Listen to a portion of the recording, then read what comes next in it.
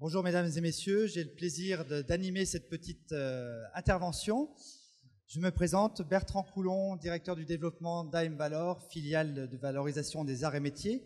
Et j'ai le plaisir d'accueillir avec moi Théo Dorlin de Safrantech, ingénieur pour la partie simulation et modélisation des procédés d'usinage, et Guillaume Fromentin, professeur d'université aux arts et métiers sur le site de Cluny, au laboratoire Labomap, laboratoire bourguignon des matériaux et procédés.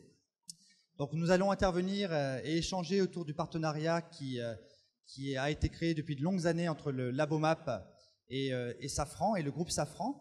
Alors Théo, tout d'abord, est-ce que vous pouvez nous présenter un petit peu le périmètre d'activité de ce petit groupe que personne ne connaît bien sûr, à l'échelle déjà donc du groupe Safran dans toute sa globalité, et puis à l'échelle de Safrantech, le périmètre d'activité précis de cette entité au sein du groupe Safran. Tout à fait. Tout d'abord, merci Bertrand et Guillaume pour l'opportunité de parler de Safran, des activités de Safrantech et puis plus généralement de la collaboration qu'on a avec les arts et métiers. Donc pour présenter le groupe Safran, Safran leader, un des leaders du secteur aéronautique, donc leader mondial, enfin un des leaders mondiaux. Les domaines d'activité sont au nombre de 5, à savoir la propulsion aéronautique, les équipements aéronautiques. Désormais, avec la fusion avec Zodiac, on travaille sur les intérieurs des avions, mais également l'activité défense et l'aérospatiale.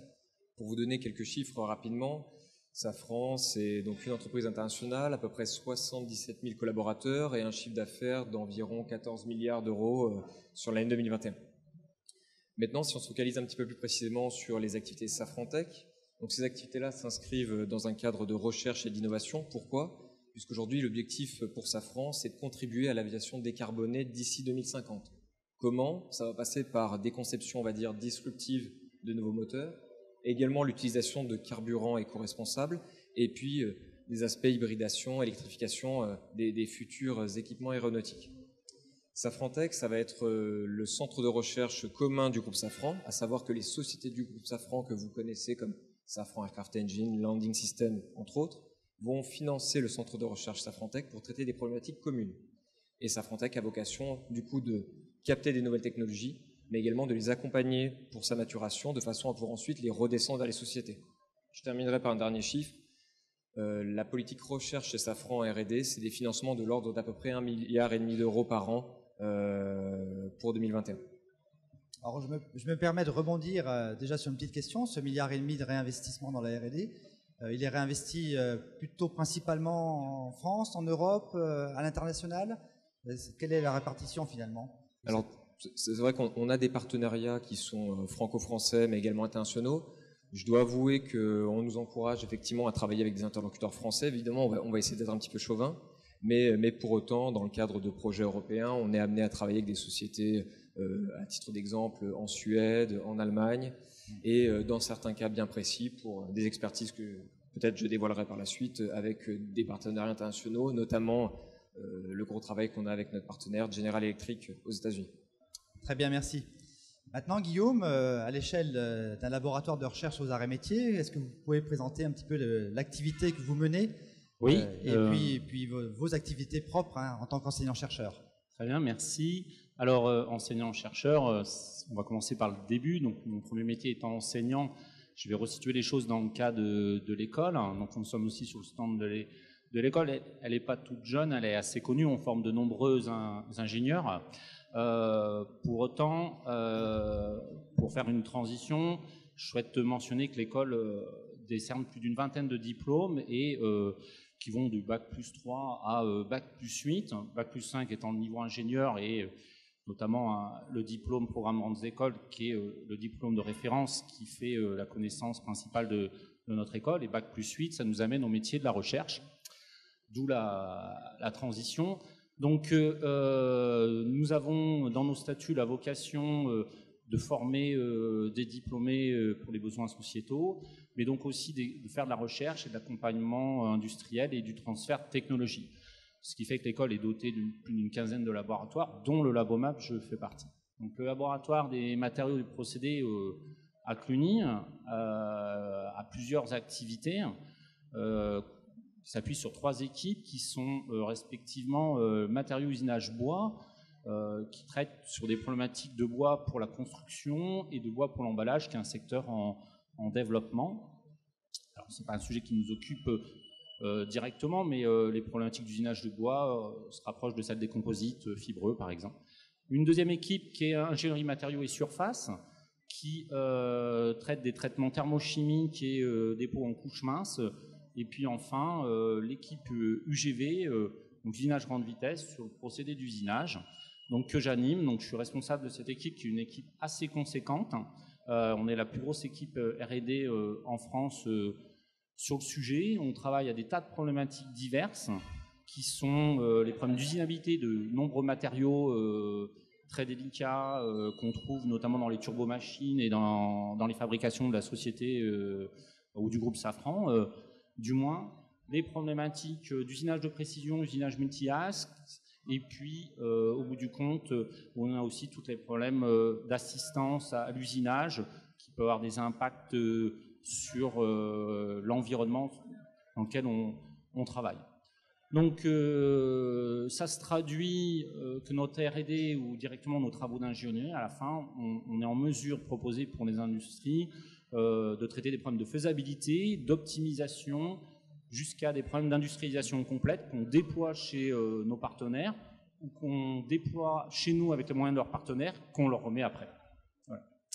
Merci Guillaume pour cette présentation très exhaustive, à la fois groupe arts et métiers et puis laboratoire de recherche local, localisé à Cluny. Alors maintenant Théo, on a cerné finalement les activités de Safrantech.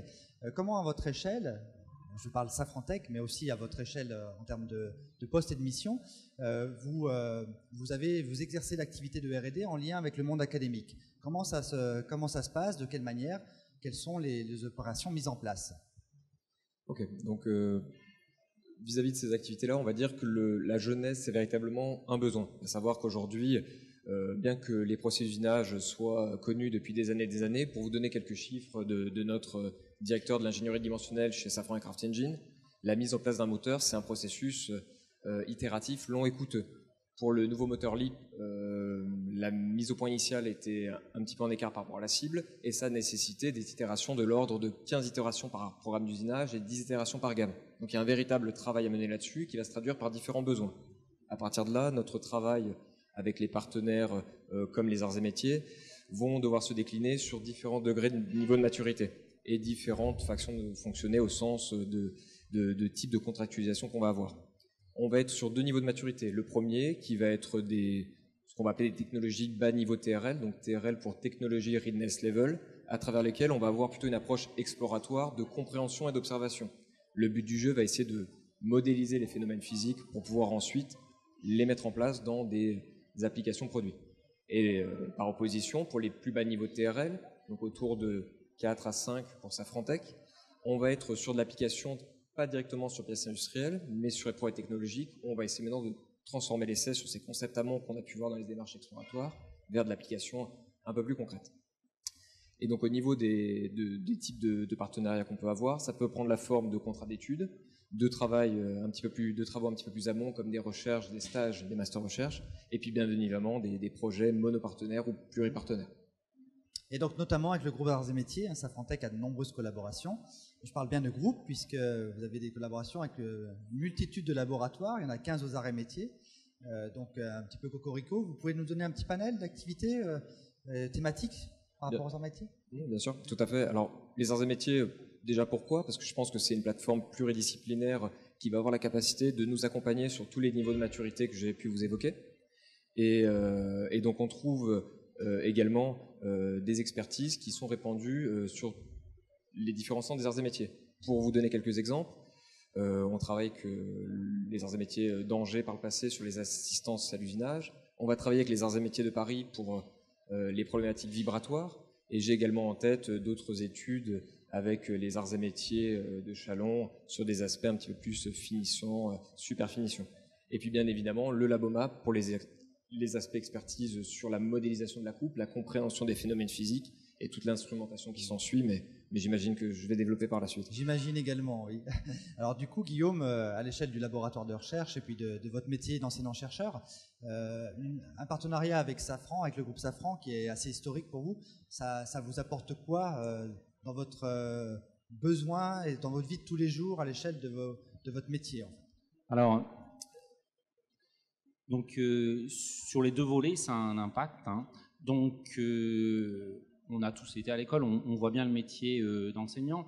Je ne vais pas dévoiler toutes les faces cachées d'un enseignant, mais du coup, ce qui est important vis-à-vis de l'industrie, c'est qu'on a la mission d'adapter nos formations aux besoins de manière à avoir des jeunes diplômés qui soient équipés des compétences et des qualités requises pour que les sociétés, la société en général, mais les industries puissent conduire leur mission.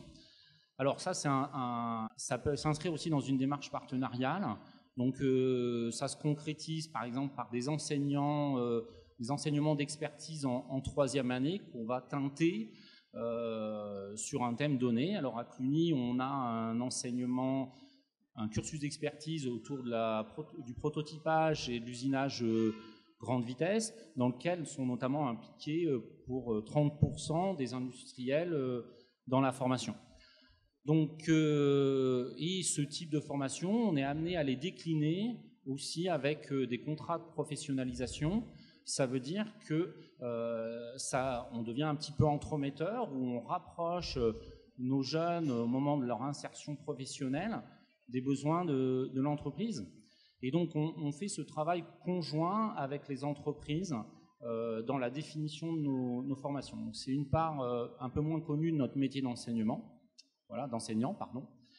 Après, au niveau recherche, quand on est enseignant-chercheur, on a vocation à faire du montage de projets et à conduire après des projets. Alors, ça prend différentes formes. Alors, dans un certain nombre de cas, et comme c'est le cas avec la société Safrantech, on est sollicité, on vient nous chercher pour nos compétences et on répond à un besoin. Alors, Safrantech, on en parlera, je pense, ultérieurement. C'est un cas d'études long terme assez complexe, mais on a des sollicitations, un nouveau matériau naissant, type composite céramique, où il y a 10 ans de ça, des sandwichs titane-carbone. Voilà. Qui nous amène des activités et le fait qu'on doive conduire une recherche spécifique, je dirais un peu paramétrique, liée aux besoins de l'industrie. Alors là, je me suis beaucoup basé sur l'industrie aéro. Donc il y a ces premières sollicitations industrielles qui orientent l'application des méthodologies qu'on a au service de solutions utilisables. Ça marche aussi dans l'autre sens. Donc des fois, on a la vision, puisqu'on a cette proximité forte avec les industriels, de quelles sont leurs problématiques. Des fois, c'est nous qui sommes à l'initiative et qui allons chercher des industriels et leur proposons de travailler sur des sujets. Donc, c'est en ça qu'on n'est pas prestataire service, mais vraiment partenaire, et qu'il s'agit véritablement de collaboration. Maintenant, puisque la question était posée aussi de manière générale sur le métier d'enseignant-chercheur, de fait, on a aussi des projets scientifiques en ressourcement, c'est-à-dire qu'on opère sur des actions de recherche de manière indépendante d'un besoin d'application directe du secteur industriel, mais sur une vision plus long terme, qui doit en avoir une quelque part. Tout à fait, c'est cette dualité d'axes de recherche, en fait, de développement d'axes de recherche qui était très intéressant, puisque, si je résume bien, en gros, le laboratoire, ses compétences scientifiques qu'il développe depuis de nombreuses années et qu'il continue à développer.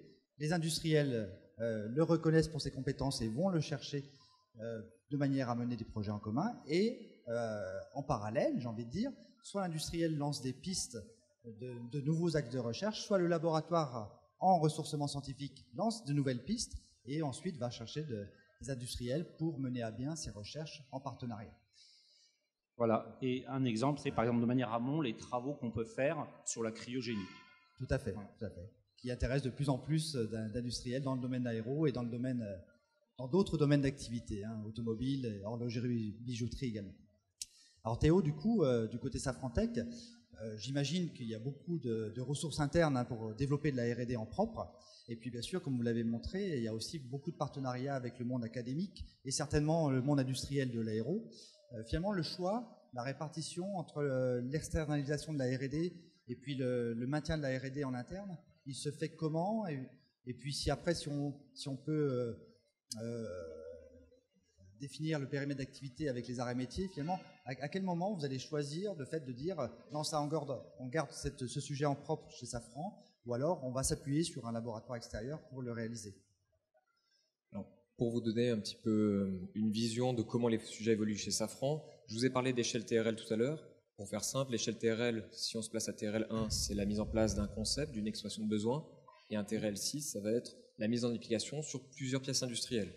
On va dire que sur les aspects Safrantech, on va davantage se placer de TRL 1 à 4, 5, et donc dans ce cas-là, on va pouvoir travailler avec les partenaires académiques, puisqu'on va être dans de l'exploratoire, une maturité encore assez faible, et surtout une représentativité encore assez faible de nos procédés. Ce qui veut dire qu'on est un petit peu dans une sorte de bac à sable, où on peut jouer, apprendre, observer, comprendre les phénomènes, de façon à pouvoir ensuite mieux les retranscrire, et surtout le point important, c'est d'une part les dégrader pour les amener vers des applications industrielles, vers le TRL 6, et puis également, dans certains cas, être capable de les encapsuler dans les outils que l'on va utiliser au sein du groupe Safran. Donc je dirais que plus la maturité et le sujet plus le sujet est peu mature et qu'on a besoin de se passer dans une faible représentativité, on va être amené à travailler à l'extérieur et notamment avec nos partenaires académiques. Et une fois qu'on va vouloir tendre vers l'application produit et donc davantage de représentativité, on va rapatrier le sujet petit à petit, dans un premier temps vers Safrantech et puis ensuite vers les sociétés du groupe Safran. Merci. Du coup, par rapport aux arts et métiers, vous avez expliqué qu'il y avait le contexte un peu global, pluridisciplinaire qui était très intéressant. On collabore, je me mets dans le groupe, depuis de nombreuses années sur différentes thématiques sur l'ensemble du territoire, puisqu'on est localisé sur 11 implantations en France. J'ai envie de dire la crise sanitaire qui est arrivée, qui a touché fortement le monde aéronautique et puis beaucoup de secteurs d'activité. Comment elle a impacté ce partenariat, cette collaboration pluriannuelle avec les arts et métiers? Alors évidemment, comme tout le monde, je pense que la crise Covid nous a frappé de plein fouet. Bon, heureusement, le groupe Safran a les reins solides et surtout, je pense, a su réagir assez promptement pour pouvoir bénéficier des aides gouvernementales très tôt. Je pense que c'est ce qui fait qu'aujourd'hui, la reprise est d'autant plus dynamique. Mais pour autant, malgré, on va dire, tous ces points négatifs, ça a été aussi l'opportunité pour nous de pouvoir prendre le temps de se poser, de construire de nouveaux sujets, et ça a été le cas avec le sujet qu'on peut traiter avec les arts et métiers de Cluny en ce moment, mais également de pouvoir aussi trouver d'autres façons de garder le lien, à savoir qu'on avait peut-être l'habitude de travailler sur des projets un petit peu plus copieux, un petit peu plus épais par le passé, de manière très récurrente. Cette mise au point nous a permis de finalement prendre du recul, de redémarrer sur des choses un petit peu moins ambitieuses, puisqu'elles correspondaient avant tout à nos moyens financiers, peut-être pas nos besoins scientifiques, mais malgré tout, ça nous a permis de redémarrer ensuite sur un projet beaucoup plus ambitieux, où les vannes, on va dire, de financement se rouvrent et de pouvoir retrouver un petit peu le rythme de croisière qui était le nôtre avant cette crise. Très bien, merci. Alors maintenant, on va pas parler du projet qui est en cours de démarrage, mais qui fait suite à d'autres études de R&D. Donc, Guillaume, pouvez-vous nous parler de ce projet, de ses spécificités, oui. Surtout d'un point de vue scientifique finalement, en termes de détails et de verrous scientifiques à lever? Bien, alors effectivement, quand on est sollicité par une entreprise, on vient nous chercher en général pour nos compétences, nos savoir-faire, nos méthodologies. Ceci dit, des fois, il y a une roadmap de recherche qui est très lointaine, très fournie, très détaillée.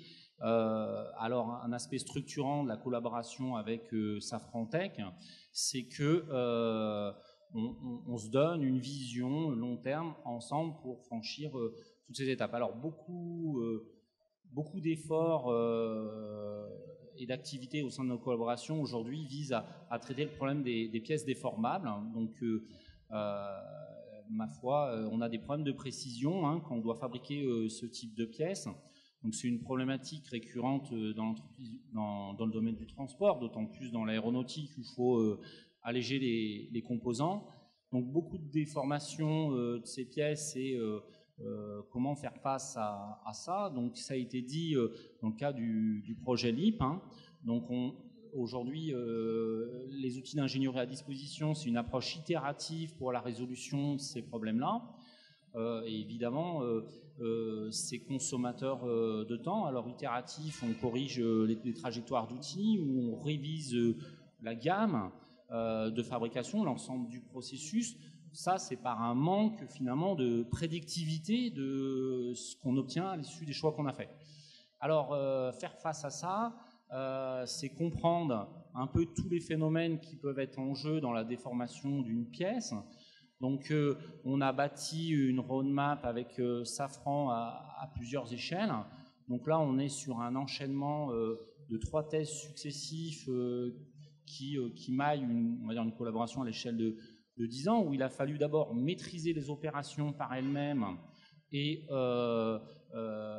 connaître les efforts appliqués à l'usinage, puisqu'il y a 4 choses qui font qu'une pièce se déforme. Il y a la charge mécanique qu'on lui impose par les efforts d'usinage, par le bridage. Il y a le relâchement ou le rééquilibrage des contraintes internes, et puis il y a les nouvelles contraintes issues de l'usinage. Donc ça, c'est identifier tous ces phénomènes, c'est autant de verrous scientifiques, et savoir après comment ils sont couplés et comment on doit savoir les traiter. Et ben ça a fait l'objet d'une deuxième thèse qui s'est achevée en 2020, et toujours à l'échelle d'une seule phase. Maintenant, un processus de fabrication, c'est quand même plus élaboré que ça. Il faut prendre en compte la succession des phases d'usinage, ce qu'on appelle des phases d'usinage, des différentes étapes du processus. Et ça, c'est l'objet d'une troisième thèse que nous avons commencé avec Safran Tech en début d'année. Donc, un ensemble de problématiques ascendant, une roadmap recherche au long cours, c'est très structurant pour nous, et c'est aussi nécessaire à l'enjeu de la mission. Et donc, en pratique, on est un peu, il s'agit d'une collaboration, comme un laboratoire commun de recherche qui soit formalisé ou pas, sous forme de chaire industrielle. Pour nous, c'est comme acteurs auprès des entreprises, ce sont des organisations qui nous permettent de structurer la recherche sur le long terme, c'est important. Tout à fait, tout à fait. Cette notion de feuille de route pluriannuelle est extrêmement importante parce qu'elle permet de se projeter sur des objectifs communs.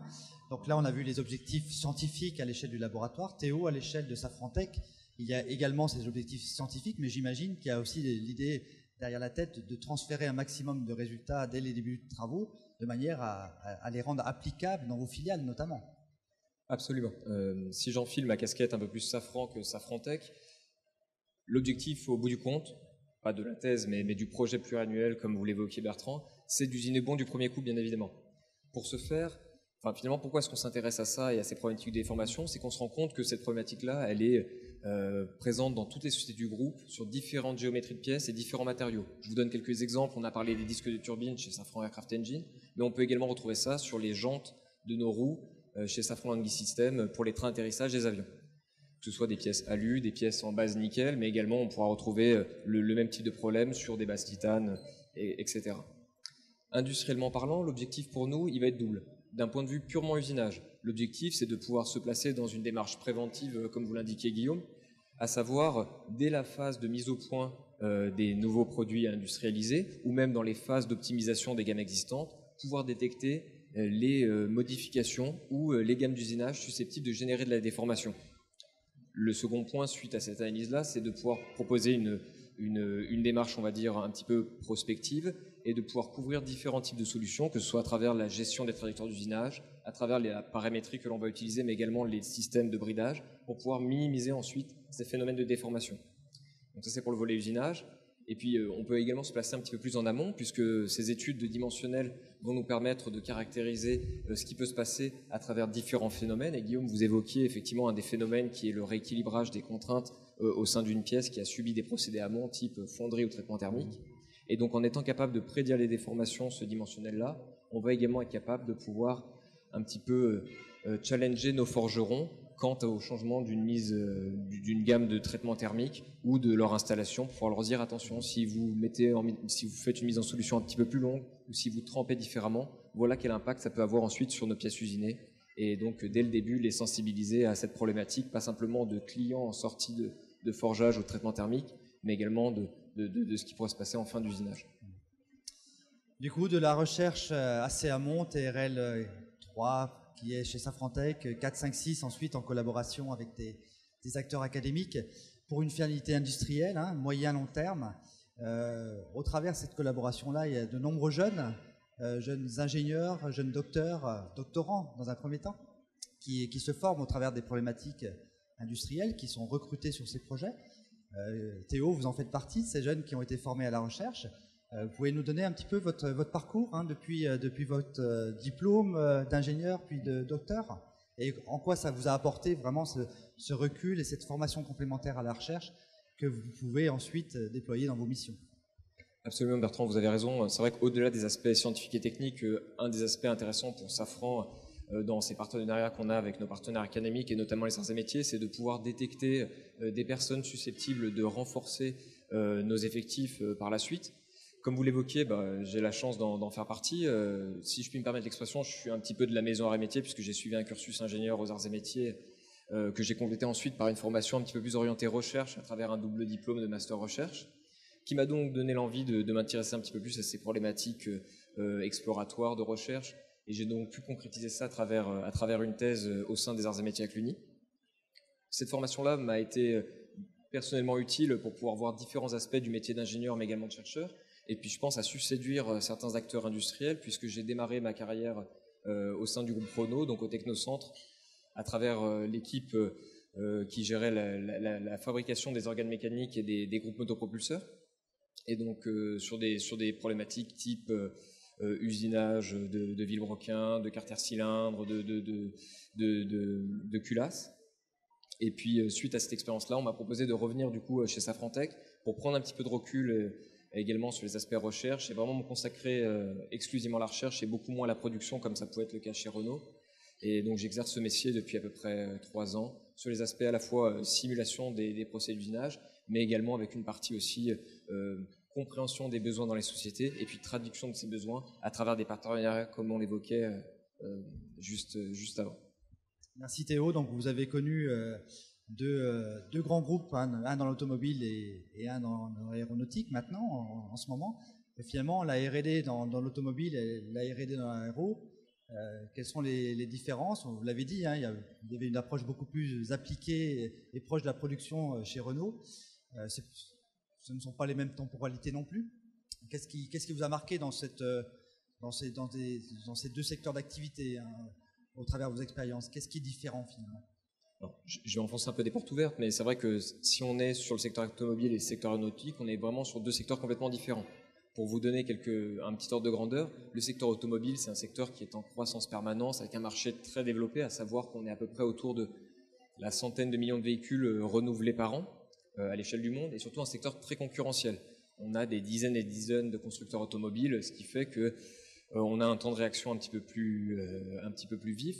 Comme vous l'évoquez Bertrand, on va être dans une temporalité de développement un peu plus courte. Pour vous donner un ordre d'idée, les moteurs thermiques, c'est de l'ordre de 4 à 5 années de développement. On va être également sur une diversité beaucoup plus importante. Si je parle de ce que je connais pour Renault, au sein d'une Twingo et au sein d'un Kadjar, vous n'allez pas avoir du tout le même type de motorisation, d'autant plus si vous n'êtes pas sur le même type de carburant, donc vous imaginez la diversité.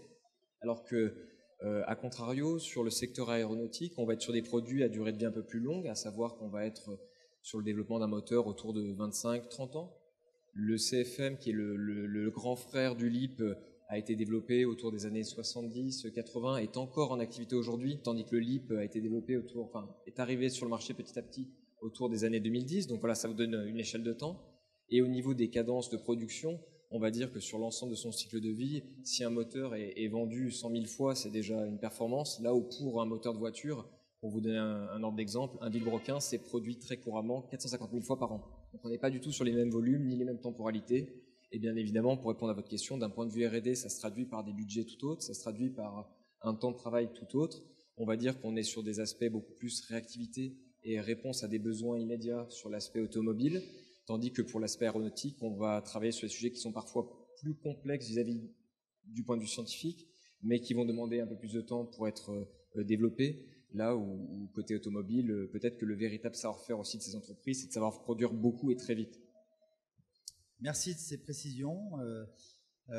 Pour le mot de la fin, finalement, si on se projette à 10-15 ans, dans un monde idéal, avec plein de budgets de R&D à partager en commun, vers une feuille de route qu'on a évoquée, finalement, pour avoir le mot de la fin, c'est quoi la cible idéale, l'objectif final, de toute façon, qui permettra de rebondir sur d'autres objectifs derrière, mais à horizon 15 ans, pour vous Théo, et puis pour vous Guillaume, c'est quoi l'objectif du partenariat? Alors, l'objectif Safran, et puis je vais parler pour l'activité que je connais, à savoir la modélisation de l'usinage, ce sera de connecter 3 mondes. Le monde de la trajectoire, qu'on connaît bien aujourd'hui, les outils de CFAO, où on va être capable de simuler des trajectoires d'outils, de l'enlèvement de matière, et également des interactions que vous allez avoir entre une gamme de fabrication et un environnement machine.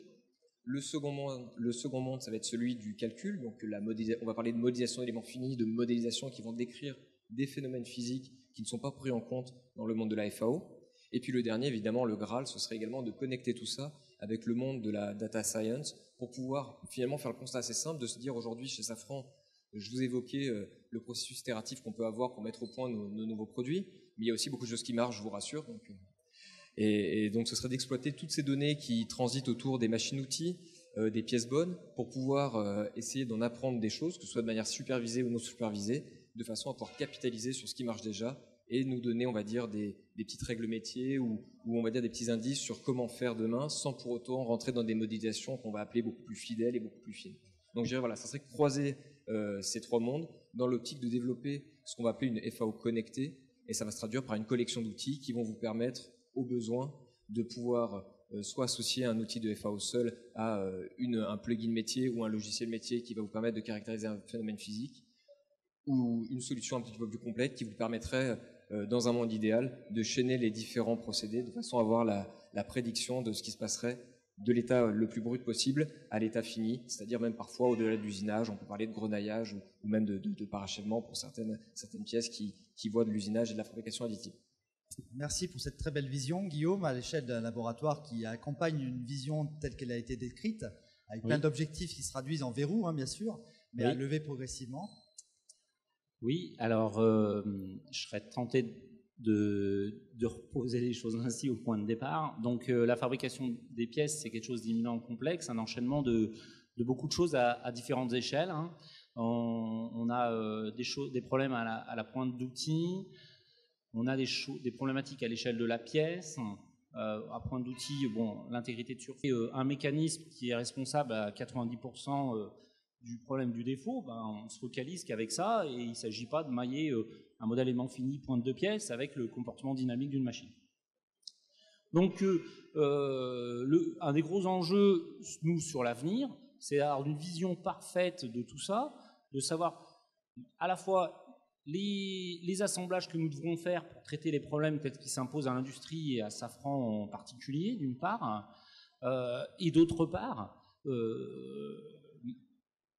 acquérir les boîtes qui nous manquent, parce que ne sont pas que de l'assemblage, il faut qu'on fabrique ces caisses à outils là, et il y en a un certain nombre qui nous manquent, notamment, même si nous sommes une grosse équipe recherche, il y a des problématiques que malgré nos techniciens, ingénieurs et chercheurs, il y a des problématiques que nous ne sommes pas en mesure d'intégrer, notamment celles à l'échelle de la machine-outil.